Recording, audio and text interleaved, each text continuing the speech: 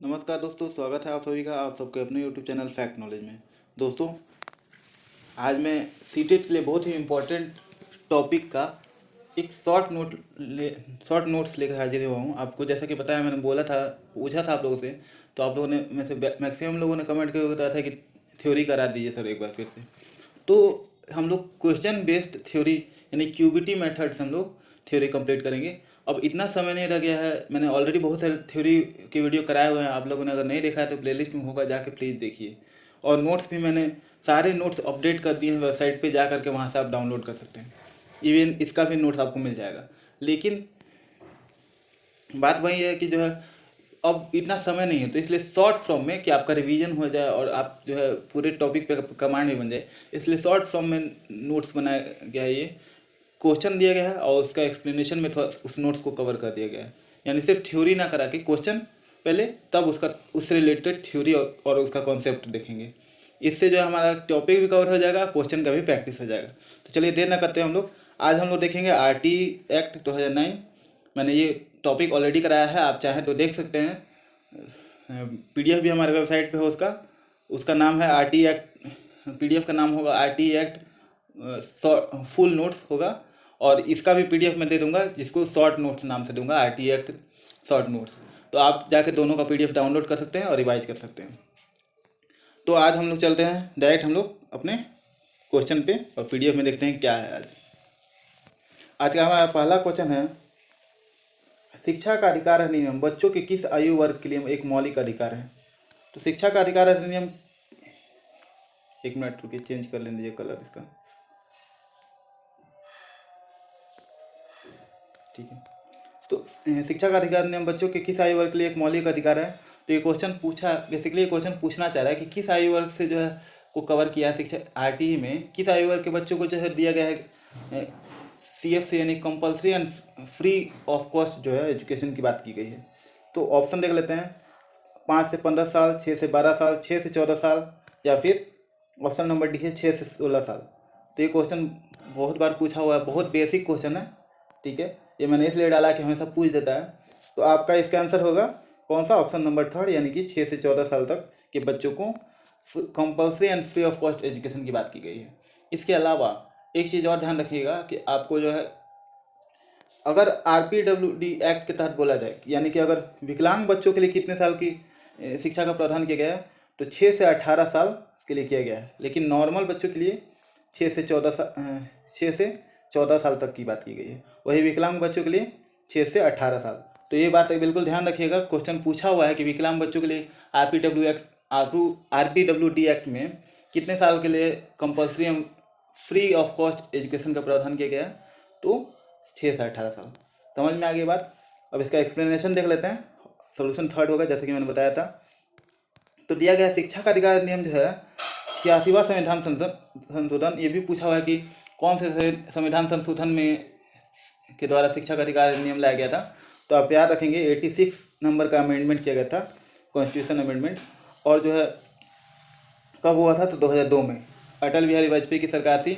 देश जो बड़े लेवल के एग्जाम होते हैं उनमें जो है पूछता है कि किसकी सरकार थी, तो उसमें किसकी, अटल बिहारी वाजपेयी जी की सरकार थी। और उन्होंने जो है संविधान में 86वां संविधान संशोधन हुआ था, और आर्टिकल 21A क्वेश्चन पूछता है कि किस आर्टिकल में जो है किया गया है प्रावधान आरटीई का बच्चों के लिए फ्री ऑफ कॉस्ट और कंपलसरी एजुकेशन का प्रावधान किया गया है। तो आर्टिकल 21A होता है, या फिर 21 क बोल दीजिए, उसमें जो है बात किया गया है, प्रावधान किया गया है। और आपको पता है कि जैसे कि आपको पता है कि आर्टिकल जो है 12 से जो लेकर के आपका 32 तक 35 तक आपका जो है मौलिक अधिकार है। हालांकि 32 तक ही हम लोग में नहीं पढ़ते हैं, लेकिन 35 तक है, ठीक है। तो 12 से जो है 35 तक आर्टिकल जो है मौलिक अधिकार है, इसको कोई छीन नहीं सकता। ये बच्चे के जन्म होते ही उसको प्राप्त हो जाते हैं, ठीक है। तो इस प्रकार से बच्चे को जो है जन्म होते ही शिक्षा का अधिकार उसको मिल जाता है। 6 से 14 साल तक के बच्चों को कंपल्सरी फ्री ऑफ कॉस्ट जो है गवर्नमेंट शिक्षा प्रदान करेगी, ठीक है। इसको मौलिक अधिकार कहते हैं। अब इसमें कहा गया है कि जो है बच्चे को एक औपचारिक स्कूल में संतोषजनक एवं समान गुणवत्ता युक्त पूर्णकालिक प्राथमिक शिक्षा का अधिकार है, प्राइमरी एजुकेशन का, जो कि आवश्यक मानदंड अमानकों को पूरा करता है। यानी कि एकदम उच्च क्वालिटी की शिक्षा, ऐसा ना हो कि जो है ऐसे फ्री में दे रहे हैं तो कुछ भी देती हैं, कुछ भी सिखाती हैं। और निःशुल्क क्वेश्चन पूछता है, प्रीवियस ईयर के क्वेश्चन में पूछा हुआ है कि आईटी में जो जो compulsory and free of cost education की बात की गई है, तो फ्री ऑफ कॉस्ट का मतलब क्या है? तो फ्री ऑफ कॉस्ट का मतलब है, निःशुल्क शिक्षा का तात्पर्य यह है कि किसी बच्चे को जिसको उसके माता पिता या स्कूल में दाखिला किया गया है, उसको छोड़कर कोई बच्चा जो उचित सरकार द्वारा समर्थित नहीं है, किसी भी किस्म की फ़ी या प्रभार या व्यय को जो प्रारंभिक शिक्षा जारी रखने या पूरा करने से उसको रोके अदा करने के लिए उत्तरदायी नहीं होगा। यानी कि कोई भी बच्चा के ऊपर ये थोपा नहीं जा सकता कि जब तक आप फीस नहीं दोगे आपको आपकी शिक्षा पूरी नहीं करने दी जाएगी या फिर आपको एडमिशन से रोका जाएगा। इस तरह की चीज़ों से रोका गया है। यानी कि बच्चों को किसी भी प्रकार से जो है फीस वगैरह के लिए जो है फोर्स नहीं किया सकता है। पूरी तरह से फ्री ऑफ कॉस्ट उसको शिक्षा दी जाएगी। ठीक है। और अनिवार्य का मतलब क्या है, ये भी पूछ देता है। तो अनिवार्य शिक्षा का मतलब है कंपल्सरी, यानी कि अनिवार्य शिक्षा का मतलब हो गया उचित सरकार और स्थानीय पदाधिकारियों, यानी कि जो अधिकारी वगैरह होते हैं उनके द्वारा 6 से 14 आयु वर्ग के सभी समूह जो भी बच्चे हैं उनकी उपस्थिति और प्रारंभिक शिक्षा को सुनिश्चित करना और उनको पूरा कराने का प्रावधान करना, ये स्थानीय जो है लोकल गवर्नमेंट का, लोकल बॉडी जो गवर्नमेंट बॉडी होती हैं और लोकल अधिकारी हैं उनका काम है ये। अतः शिक्षा का अधिकार अधिनियम आरटी जो है 6 से 14 आयु तक के मौलिक अधिकार को बनाता है। अब आप ध्यान रखिएगा कि मैं सारे का एक्सप्लेनेशन नहीं पढ़ूंगा, 1 से 2 क्वेश्चन का पढ़ूंगा, क्योंकि अगर मैं करने लगूँ तो वीडियो ज़्यादा लंबी हो जाएगी और ज़्यादा वीडियो लंबी मैं नहीं करना चाहता। आप इस वीडियो को देखिए, मैं एक्सप्लेन करूँगा, लेकिन जो पूरा ये नोट्स ऐसा प्रोवाइड किया जा रहा है ये शॉर्ट में है और आपको एकदम समझ में आए ऐसा भाषा में दिया गया है। तो इसको जाकर वेबसाइट से डाउनलोड कर लेंगे। वेबसाइट पे मैंने ऑलरेडी सारे नोट्स जो है मैंने अभी तक नहीं दिए थे, वीडियो भले ही दे दिया था लेकिन नोट्स नहीं प्रोवाइड कर पाया था किसी कारण से, तो वो नोट्स मैंने जो है ऑलरेडी अपडेट कर दिए हैं। फिर भी अगर किसी टॉपिक का अगर नोट्स नहीं मिलता है तो आप जा करके, मैंने कैसे डाउनलोड करना है नोट्स वगैरह मैंने ऑलरेडी बता दिया हुआ है। ठीक है।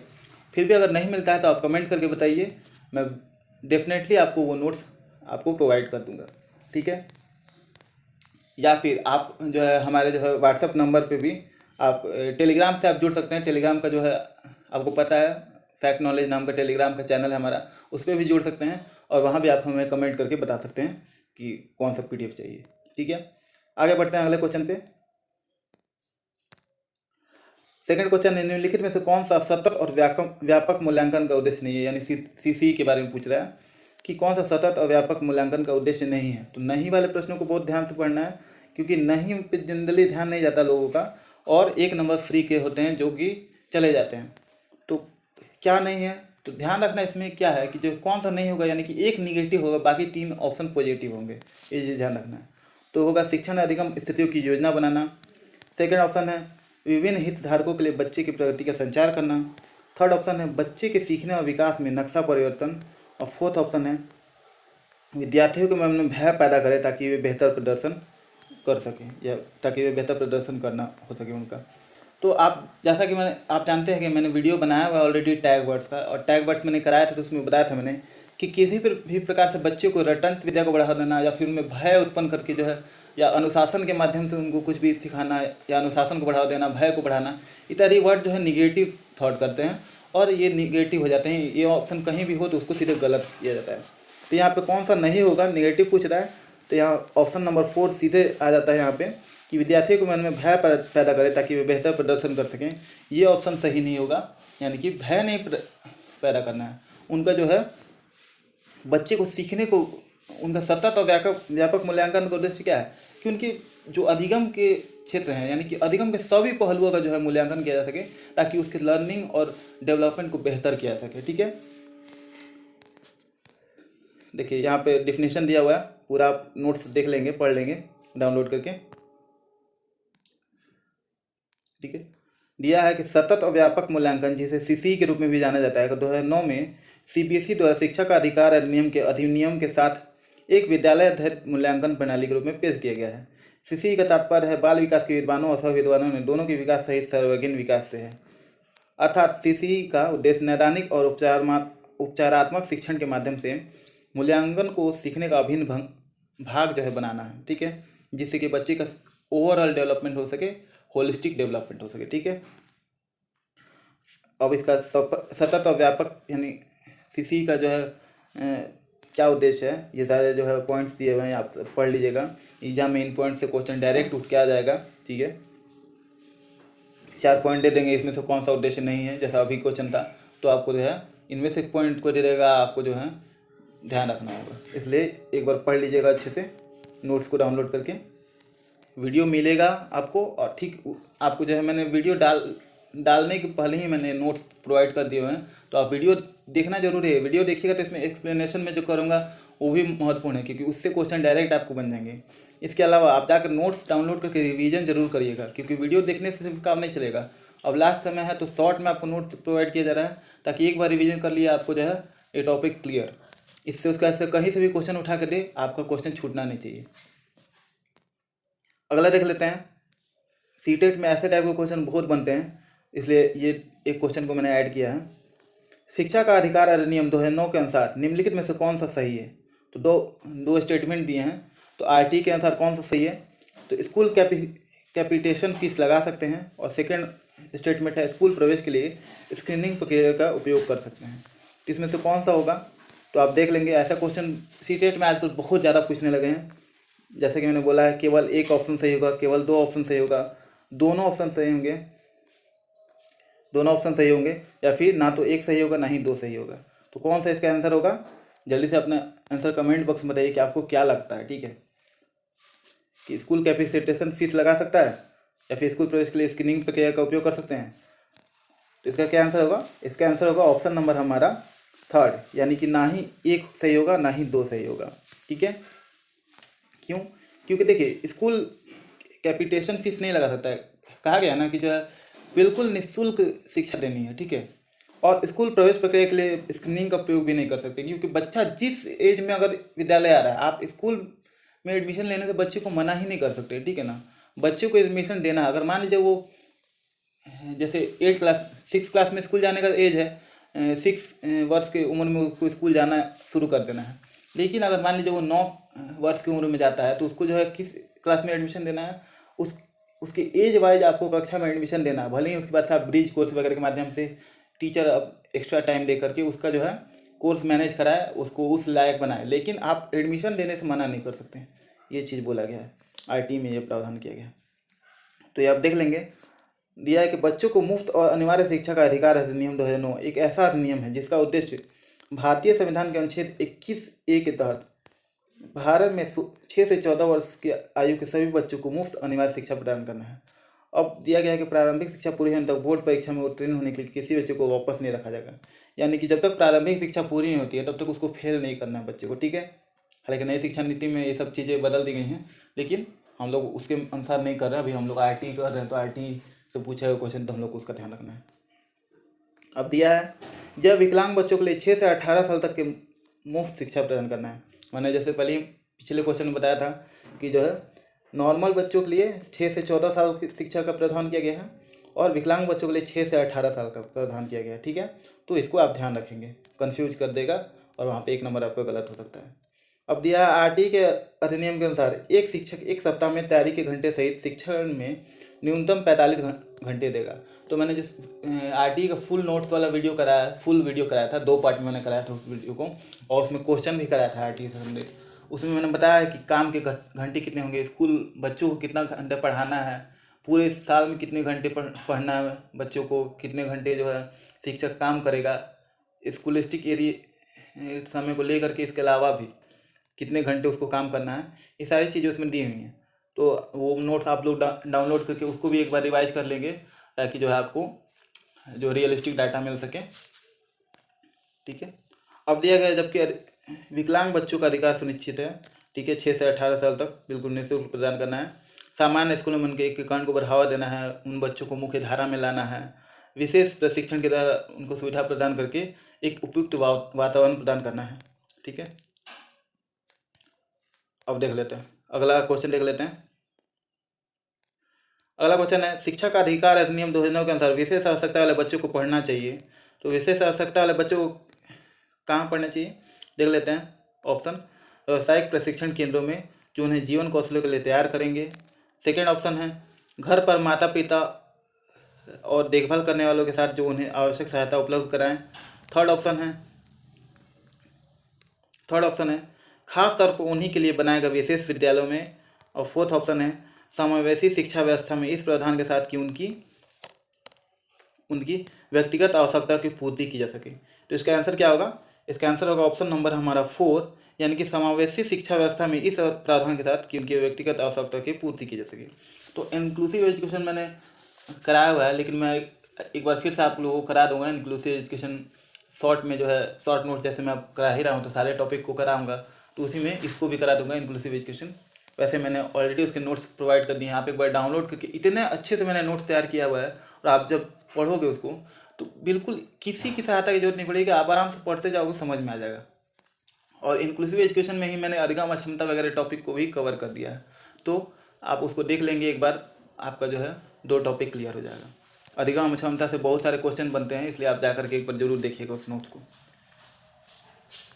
तो क्या दिया है कि विशेष आवश्यकता वाले बच्चों के साथ क्या करना चाहिए, तो इंक्लूसिव एजुकेशन भी इसी बात पे जोर देता है, और आरटी से यहाँ प्रेरित है इंक्लूसिव एजुकेशन।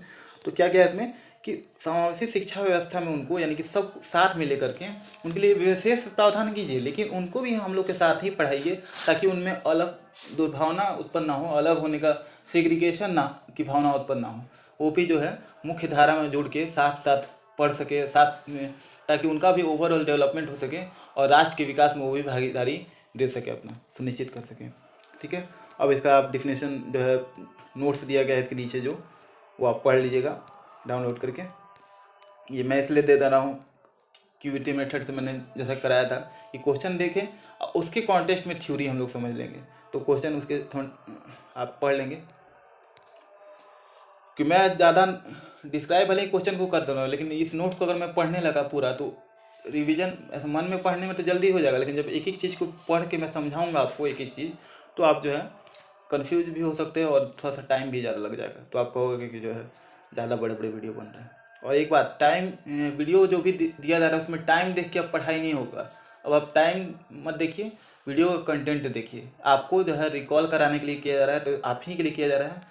जितना देखोगे आपको फ़ायदा देगा। जो भी वीडियो दिया जा रहा है, आपको जितनी ज़्यादा से ज़्यादा वीडियो जा रहे हैं सबको देखना है।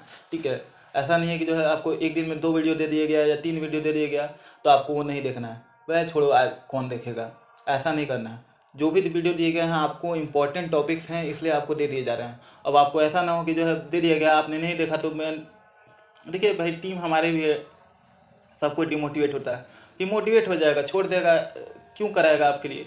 क्योंकि जब आप ही नहीं, अगर आप सामने से, सीधी बात है, आपने पढ़ा होगा रिस्पॉन्स, जब आप सामने उद्दीपन होता है तब तो आप अनुक्रिया करते हो उसके अनुसार। तो मैं अनुक्रिया तभी करूँगा जब आप सामने जो है मोटिवेशन मुझे दोगे, वीडियो को शेयर करोगे, लाइक करोगे, व्यूज आने चाहिए, आप देखोगे।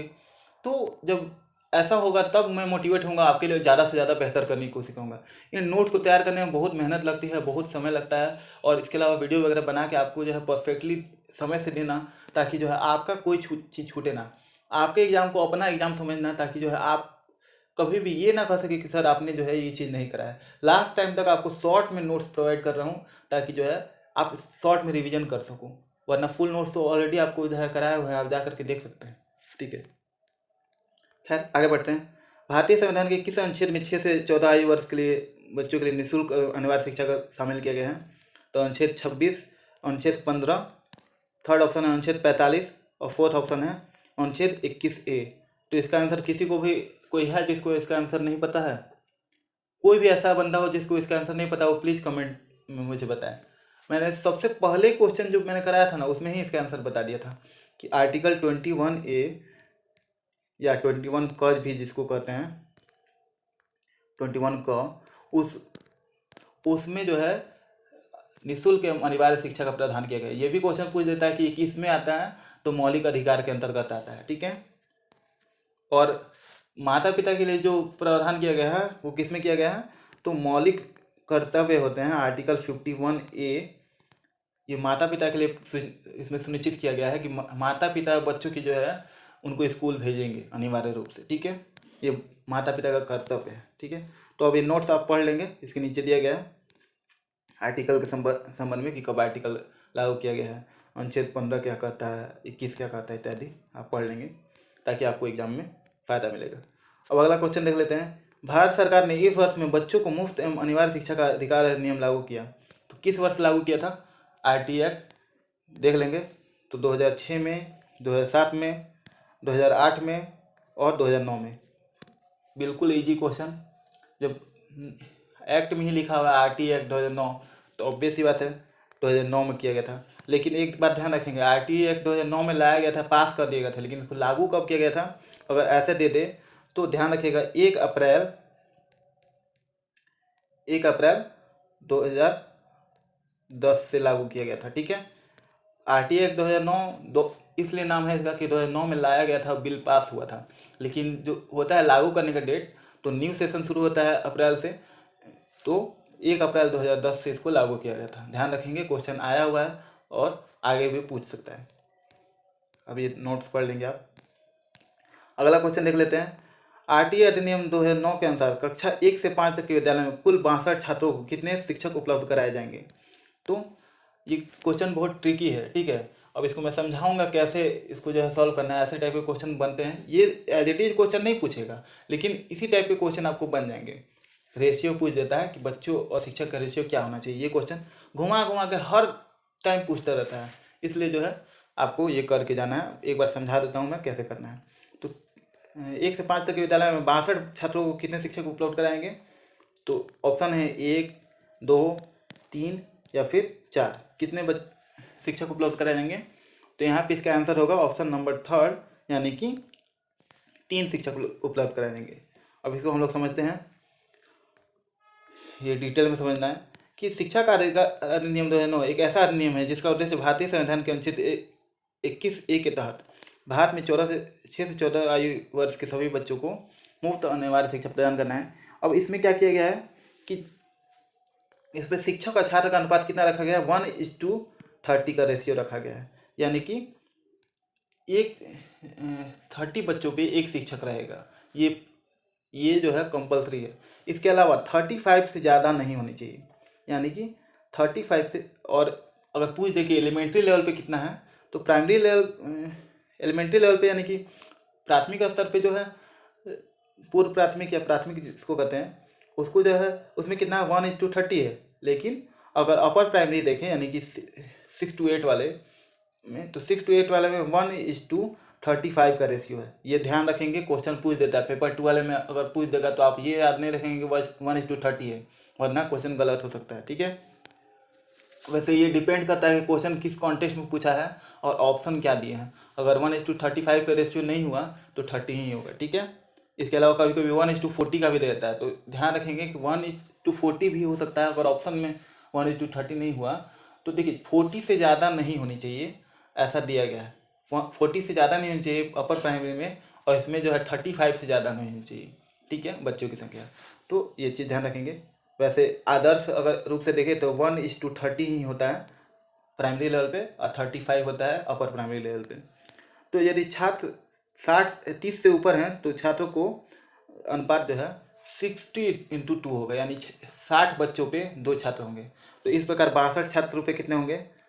तो ऑब्वियस बात है 30 पे 1, तो मल्टीप्लाई कर दीजिए, यानी कि 3 शिक्षक होंगे। 60 पे 2 शिक्षक हो गए, और 60 से ज़्यादा जहाँ हुआ तो तीसरे शिक्षक की आवश्यकता पड़ जाएगी। ठीक है, तो इस प्रकार 3 शिक्षक नियुक्त किए जाएंगे। अब आप देख लेंगे यहाँ पे चार्ट बनाया गया है कि छात्रों की संख्या अगर 60 छात्र हैं तो 2 शिक्षक होंगे, 61 से 90 छात्र हैं तो 3 शिक्षक होंगे, अगर 91 से 120 छात्र हैं तो 1 शिक्षक होगा। आपको पता है कि शिक्षक तो होता ही है जितने उस अनुपात में। उसके अलावा 1 प्रधान अध्यापक भी होगा। अगर 21 से 200 छात्र हैं तो 5 शिक्षक होंगे, 1 प्रधान अध्यापक भी होगा। ठीक है, और 200 से अधिक छात्र हैं तो प्रति 40 छात्र पे 1 शिक्षक और प्रधान शिक्षक होगा। ठीक है, अब अगला क्वेश्चन देख लेते हैं। शिक्षा का अधिकार अधिनियम 2009 के अनुसार शिक्षक को निम्नलिखित में से कौन सा कर्तव्य निभाने चाहिए? तो दिया गया है ऑप्शन, स्कूल जाने में नियमितता और समय की पाबंदी रखना। सेकेंड ऑप्शन है पाठ्यक्रम का संचालन एवं पूर्ण करना। थर्ड ऑप्शन है एक निर्धारित समय में पूरा पाठ्यक्रम करना, तथा 4 है ये सभी। तो इसका आंसर होगा ऑप्शन नंबर 4। किसी को डाउट नहीं होना चाहिए कि ये सारे जो है शिक्षक का कर्तव्य, आरटी ना भी पूछे तो आरटी के अलावा भी आपको पता ही होना चाहिए कि शिक्षक का क्या क्या कर्तव्य, शिक्षक के रूप में आपका क्या कर्तव्य है। आप सभी शिक्षक बनने वाले हो तो आपका क्या क्या कर्तव्य है, ये सारी चीज़ें तो आपको बतानी नहीं पड़ेंगी। समय पे नियत समय पे स्कूल जाना, समय की पाबंदी रखना, पाठ्यक्रम समय पे पूर्ण करना, इत्यादि तो आपको होते ही हैं। ठीक है, तो ये सभी इसका आंसर होगा इस क्वेश्चन के अनुसार। वही अगर एक क्वेश्चन बदल दे, कौन सा नहीं होगा अगर पूछ दे, तो यहाँ पे ऑप्शन बदल जाएंगे और उसके अनुसार आपको आंसर देना पड़ेगा। इसलिए जो है क्वेश्चन की बात है कि क्वेश्चन में आपसे क्या पूछ रहा है, उसके अनुसार आंसर यही होगा, ऑप्शन नंबर 4। ठीक है, यानी कि ये सभी। अब आप नोट्स पढ़ लेंगे डाउनलोड करके जब, तो पूरा आप अच्छे से इसका डिस्क्रिप्शन पढ़ लेंगे। तो ये हमारा जो है लास्ट क्वेश्चन था आज का, और उम्मीद करता हूँ कि आपको जो है क्वेश्चन समझ में आएंगे, इसका जो मैं एक्सप्लेनेशन दे रहा हूँ वो भी समझ में आया होगा। नोट्स जो है आपको वीडियो के डिस्क्रिप्शन में लिंक होगा, वहाँ से आप वेबसाइट पे चल जाइएगा। इसके अलावा डिस्प्ले पे भी आपको शो कर रहा होगा, उसके जरिए आप जाएंगे वेबसाइट पे, वहाँ से नोट्स डाउनलोड कर लेंगे। और ये जो है मैंने वीडियो बहुत छोटा है, तो आप चाहे तो इसको जो है फास्ट करके दोबारा भी देख सकते हैं समझने के लिए, और जा करके एक बार नोट्स जो है आप जरूर डाउनलोड करके रिवाइज कर लीजिएगा एग्जाम देने जाने से पहले, क्योंकि आरटीई से क्वेश्चन बनते ही बनते हैं, एमसीएफ से क्वेश्चन बनते ही बनते हैं, इत्यादि इंक्लूसिव एजुकेशन से बनते ही क्वेश्चन है। तो ये सारे टॉपिक्स जो है इसको हॉट टॉपिक कर सकते हैं, जिससे क्वेश्चन हर बार रिपीट करता है, मोस्ट इंपॉर्टेंट टॉपिक्स हैं। तो उम्मीद करता हूँ वीडियो पसंद आया तो लाइक कीजिए, शेयर कीजिए, और चैनल पर नए हो तो सब्सक्राइब कीजिए। अगर चैनल पर आप नए नहीं हैं तो बेल आइकन सिर्फ ऑन कीजिएगा, सब्सक्राइब मत कीजिएगा, क्योंकि सब्सक्राइब बटन पर अगर आप दबाएंगे तो अनसब्सक्राइब हो जाता है। तो प्लीज़ आप सबसे रिक्वेस्ट है कि अगर आपने सब्सक्राइब ऑलरेडी किया हुआ है तो सब्सक्राइब बटन पे दोबारा प्रेस ना करें, वरना चैनल अनसब्सक्राइब हो जाता है और आपको वीडियो का नोटिफिकेशन नहीं मिल पाती है। तो वीडियो का नोटिफिकेशन सिर्फ ऑन कर लीजिएगा, चैनल पर अगर नए हो तभी सब्सक्राइब कीजिएगा। मिलते हैं अगली वीडियो में, इजाज़त दीजिए, नमस्कार, जय हिंद, वंदे मातरम, भारत माता की जय।